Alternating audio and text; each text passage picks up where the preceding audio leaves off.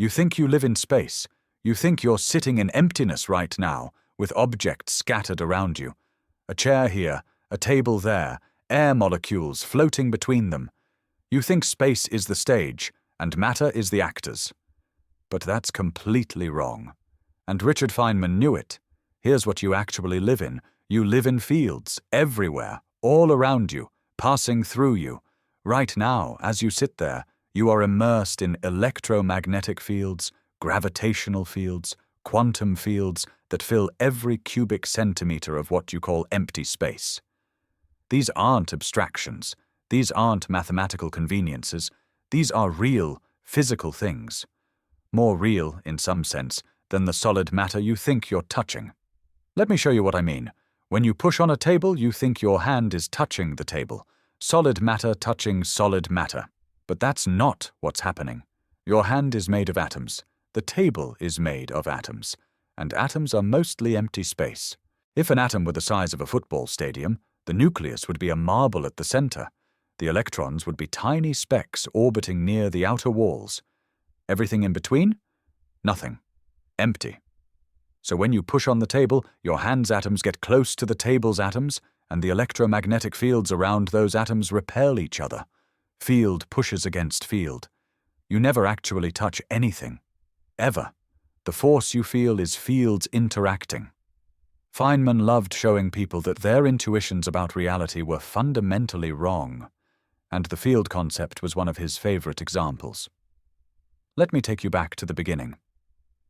For a long time, scientists believed in action at a distance, the idea that objects could affect each other across empty space with nothing in between. The sun pulls on the earth.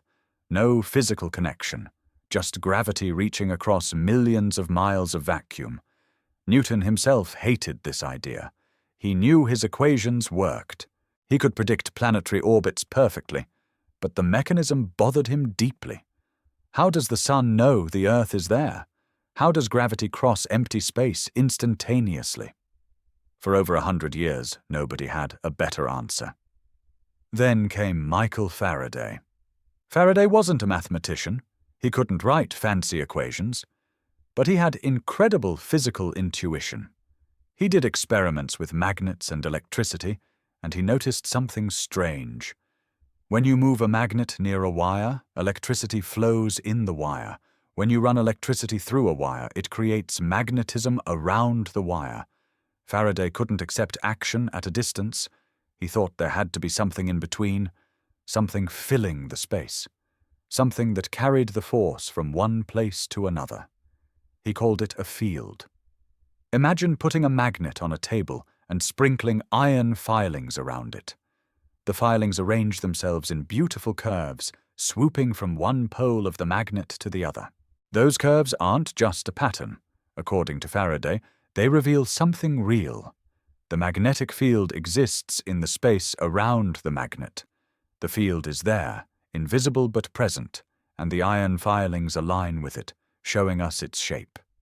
James Clerk Maxwell took Faraday's intuition and turned it into mathematics.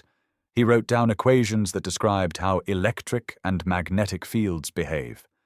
And when he worked through the math, something incredible happened.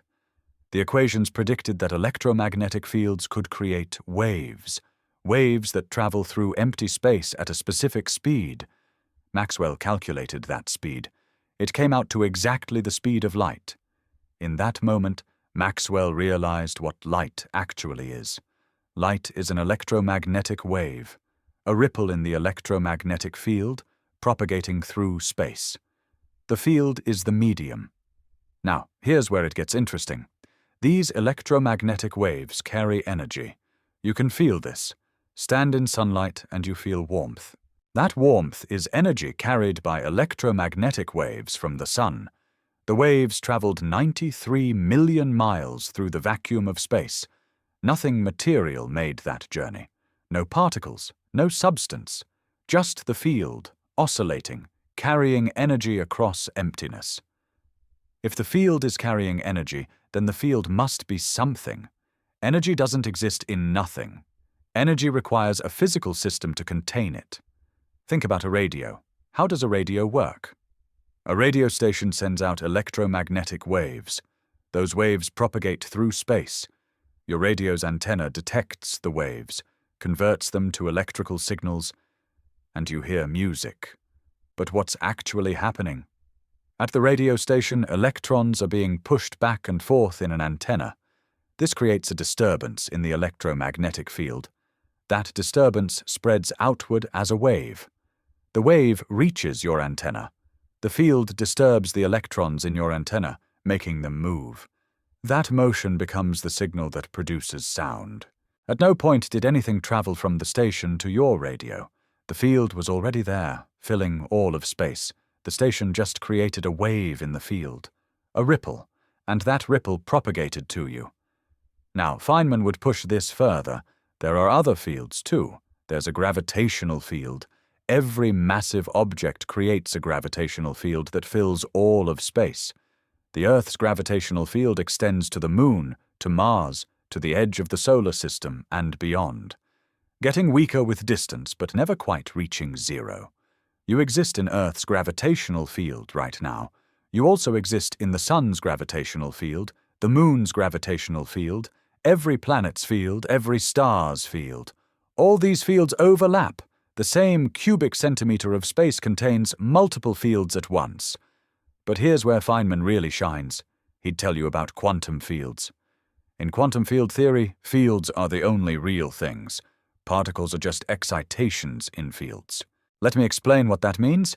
You think an electron is a tiny ball, a little particle of matter. But it's not. An electron is a ripple in the electron field. The electron field fills all of space, everywhere. And when the field gets excited in a particular way, we detect what looks like a particle. The particle is the field oscillating. Every electron in the universe is an excitation of the same field.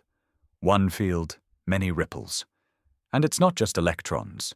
Photons are excitations of the electromagnetic field. Quarks are excitations of quark fields. Every particle we've ever detected is actually a field doing something interesting. This is the picture Feynman worked with. Reality is made of fields filling all of space, and what we call particles are just these fields vibrating in quantized ways. This raises a question. If particles are field excitations, what happens when particles interact? What happens when an electron and a photon collide? Feynman invented a way to visualize this. Feynman diagrams. These are pictures that show how fields interact. An electron moving through space is really the electron field oscillating along a path. When it emits a photon, the electron field couples to the electromagnetic field, creating an excitation in the electromagnetic field. The diagram shows this as lines connecting and splitting. But what's really happening is fields exchanging energy. And here's something Feynman emphasized. When you do the calculations with quantum field theory, you get the most accurate predictions in all of science. Quantum electrodynamics, the theory of how electrons and photons interact, has been tested to absurd precision. Calculations agree with experiments to 10 decimal places. 10. No other theory comes close. Why does it work so well? Because it's describing reality correctly. Now, let me address something that probably bothers you. You're thinking, okay, fields exist, but they're in space, right? Space is the container, and fields are the contents. But that's not quite right either. Because of relativity, Einstein showed that space and time are connected. They're part of a single structure called spacetime, and fields exist in spacetime. But spacetime isn't just a passive stage. Spacetime itself is dynamic. It curves, it bends, it responds to matter and energy. In fact, Einstein's general relativity describes gravity as curvature of spacetime. And what causes that curvature? The presence of matter and energy. But matter is really field excitations, so fields curve spacetime. And curved spacetime affects how fields behave. They're coupled together in a feedback loop. Here's what Feynman would want you to understand. You don't live in space with objects in it. You live in a dynamic, fluctuating interconnected structure of fields and curved spacetime. Every point in this structure has values for multiple fields. The electromagnetic field has a certain strength and direction. The electron field has a certain amplitude, the gravitational field has a certain curvature, and these values change from point to point. They evolve in time. They interact with each other. Let me give you an example that makes this tangible. You're probably familiar with magnets. When you hold two magnets close to each other, you feel a force. If the poles are aligned the right way, they push apart. You can feel the repulsion in your hands. Now, what's pushing? There's empty space between the magnets, nothing visible, but there's a magnetic field. The field from one magnet extends into space. The field from the other magnet extends into space. Where the fields overlap, they interact. And that push is transmitted to your hands as a force you can feel. Feynman had a beautiful way of thinking about this. He'd say, when you do physics, you have a choice. You can think about forces acting at a distance. Object A affects object B across empty space. Or you can think about fields. Object A creates a field. The field fills space. Object B responds to the field at its location. Both approaches give the same answer mathematically. But the field approach is deeper, because the field actually has physical properties. You can put energy into the field. You can measure the field's strength. The field can exist even when the sources aren't there anymore. The field is an independent entity. Here's a concrete example. Imagine you have a charged particle. It creates an electric field around itself. Now, you suddenly move the particle. The field near the particle changes immediately, but the field far away doesn't know yet.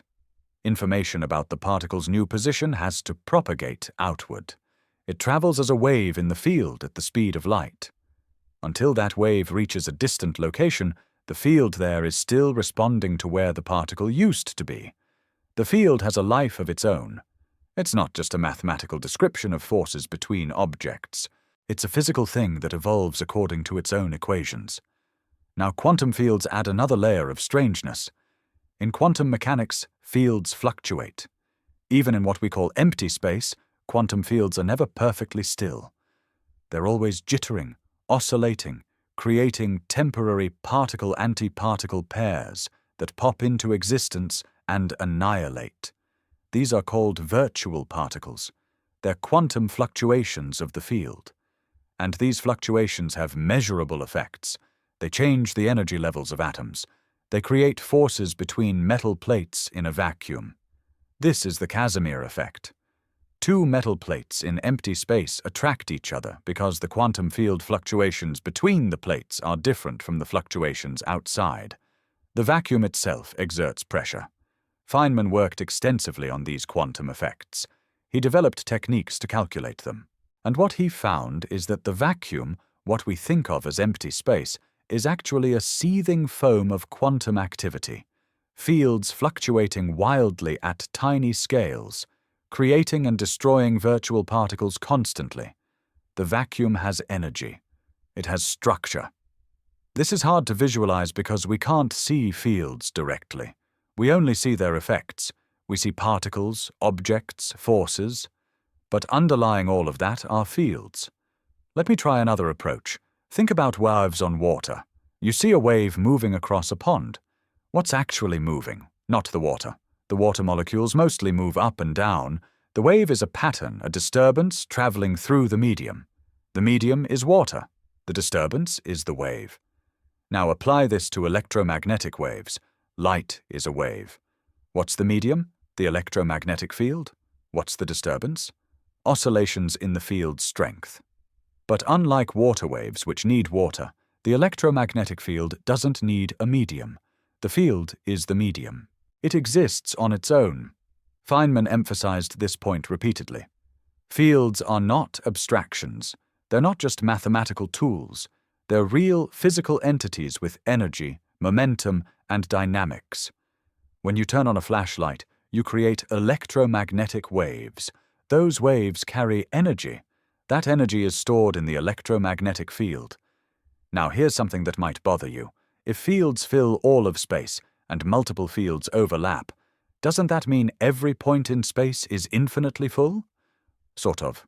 Every point in space-time has a value for every field. The electromagnetic field has a value there. The electron field has a value there. The quark fields have values there. All the values coexist. The fields don't exclude each other.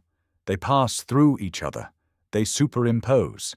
And at any moment, the state of reality is given by specifying all the field values at all points. Feynman loved pointing out how weird this is. He'd say, "You think you understand the world. You think it's made of objects. But when you look closely, objects dissolve into fields. You can't point to a location and say the electron is here. The electron field is everywhere. It just has different amplitudes at different locations. And when you measure the electron's position, you're really measuring where the field is most strongly excited. The measurement creates a localized result, but before the measurement, the field was spread out. This is quantum mechanics. Here's another way to think about it. You've probably heard of wave-particle duality. Light sometimes behaves like a wave, sometimes like a particle. Electrons sometimes behave like particles, sometimes like waves. This wave-particle duality confused physicists for decades. But field theory resolves it. Everything is a field. Fields can have wave-like excitations. They can also have particle-like excitations. It's the same entity, just different behaviors depending on how you interact with it. Feynman actually won the Nobel Prize for his work on quantum electrodynamics, the quantum field theory of electromagnetism. He developed a mathematical technique called path integrals that made calculations possible.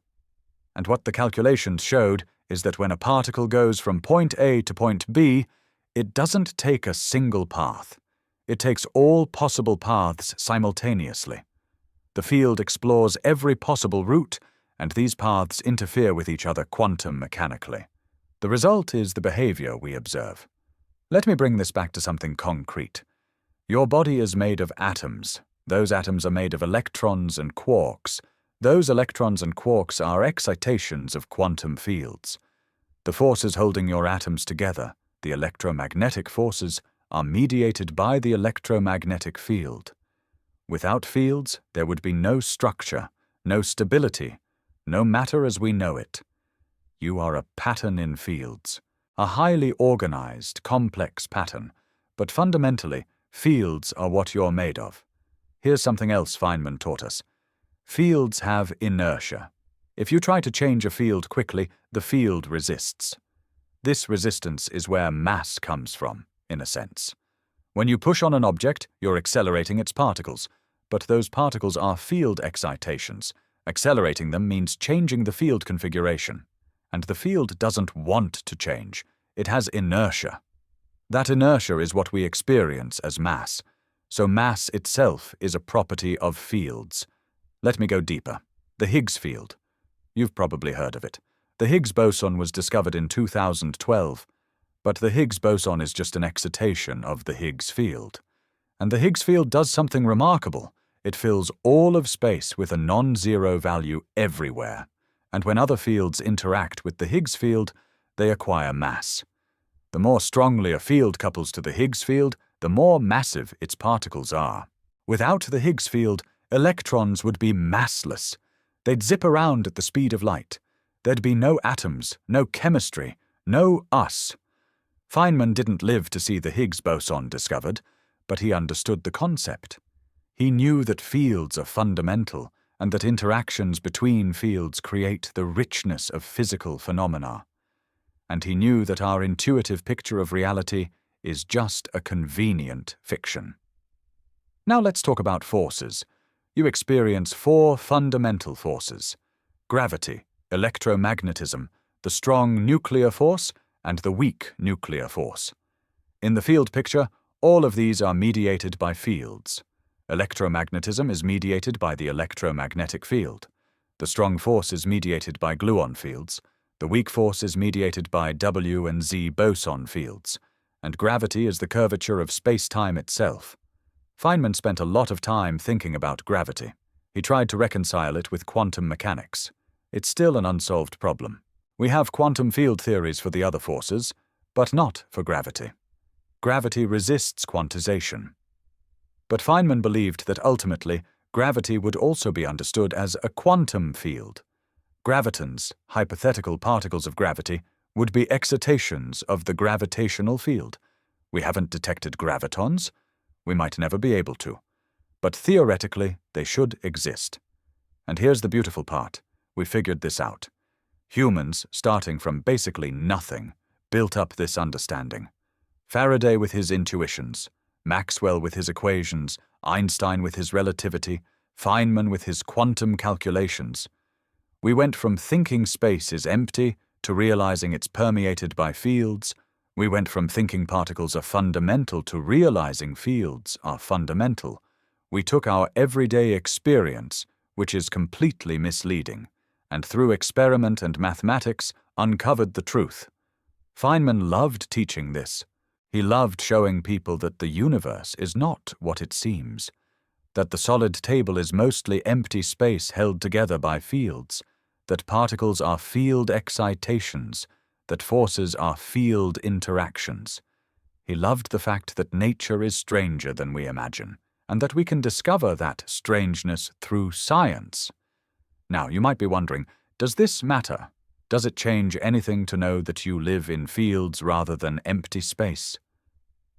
Practically, maybe not. You still sit in chairs. You still turn on lights. The everyday world works the same way, but conceptually, it changes everything. It means the universe is not made of things.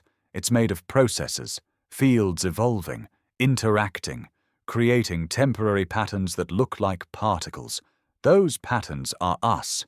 We're not objects in space. We're disturbances in fields, ripples in the quantum foam. Feynman wouldn't want me to get too poetic about this. He'd say, look, the equations work. The predictions match experiments. That's what matters.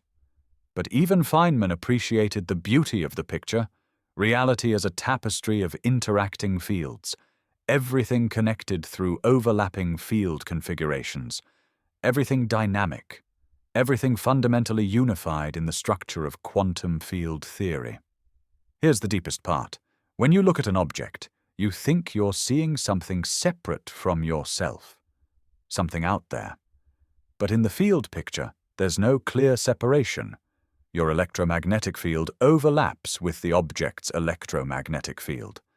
The photons bouncing off the object and hitting your eye are excitations of the electromagnetic field that connects you and the object. The field is continuous. Where do you end and the object begin? There's no sharp boundary. Just field values changing smoothly in space. This doesn't mean you are the object. You're still a distinct pattern, but the separateness is less absolute than it seems. The universe is not made of isolated things. It's made of interconnected field configurations. This is what Feynman understood, and it's what he tried to teach. The universe is not a collection of objects. It's a unified field structure, and we are part of that structure. Not observers looking at it from outside, participants embedded within it. When you understand fields, you understand that space is not emptiness. Space is dynamic and rich. Every point filled with field values, every moment filled with quantum fluctuations, every interaction mediated by fields exchanging quanta. You don't live in space, you live in this, in fields, always. And that's not philosophy, that's physics, tested, verified, true.